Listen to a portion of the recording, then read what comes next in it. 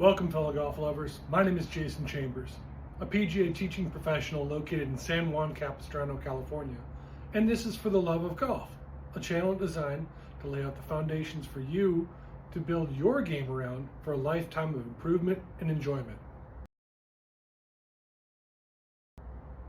So, you knock the ball close to the green, but that putter that has no loft on it will not be able to get over this few feet of fringe or little rough that you have without bouncing offline. What do? You chip it. A chip shot is defined as a shot where you are close to the green, but you need to hit that ball in a little way in the air to clear the not inconsistent or rough surface, and then have it roll out to the target. Many players think this is an easy shot to hit, but then they blade one across the green or stick their club into the ground, so there's little to no energy transfer and the ball ends up 2 feet in front of them. Then they have the same shot over again. When you miss a green, you should consider emergency management. In a crisis, you don't make things worse by trying to get back to normal immediately. You mitigate the disaster. In golf, the disaster is not life-threatening, but your score can take some lethal blows if you three-chip a couple holes. Instead, let's look for a reliable way to get the ball as close as possible and hopefully into that 30-foot, 96% range. So, what do? I'm here to show you an easy way to have a very reliable chip shot that does not waste strokes. I do not promise you'll chip everything into the hole, but rather you'll develop a shot that ends up giving you opportunities to one putt and at worst two putt. First, we need to have a strategy. Mine is to get the ball on the ground and running as fast as possible. Make this as much like a putt as you can.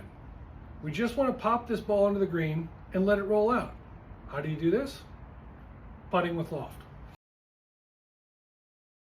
This technique, or variations of it, have been around forever. And it's very simple if you understand how golf clubs work. You see, every club has a different loft on it. This loft is designed to get the ball in the air without any added wrist action, like this. We're not trying to add loft or de-loft it. And that is the key to be a consistently good chipper.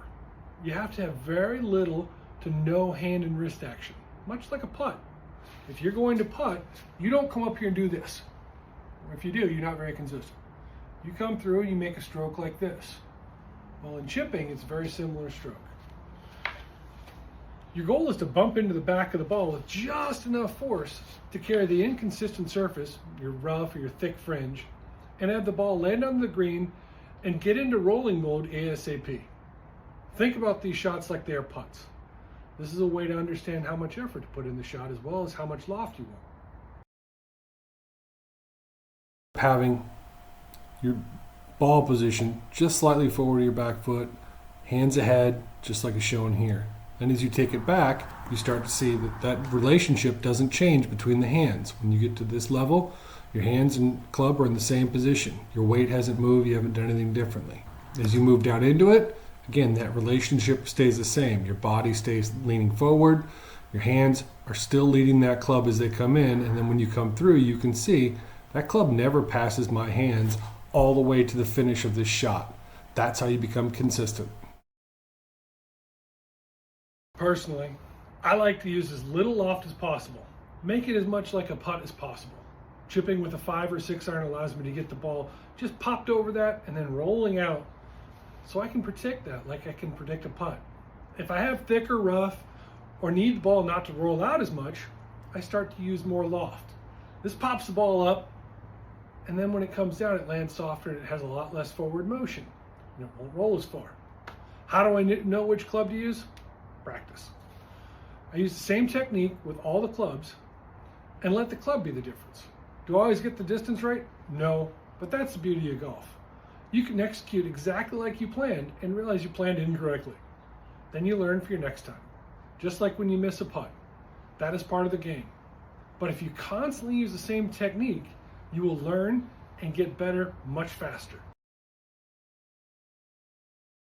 When you miss a green by just a little bit, pull out that lofted putter and stroke the ball with a slightly descending blow that pops the ball over the trouble and onto the green, rolling towards the hole like a putt.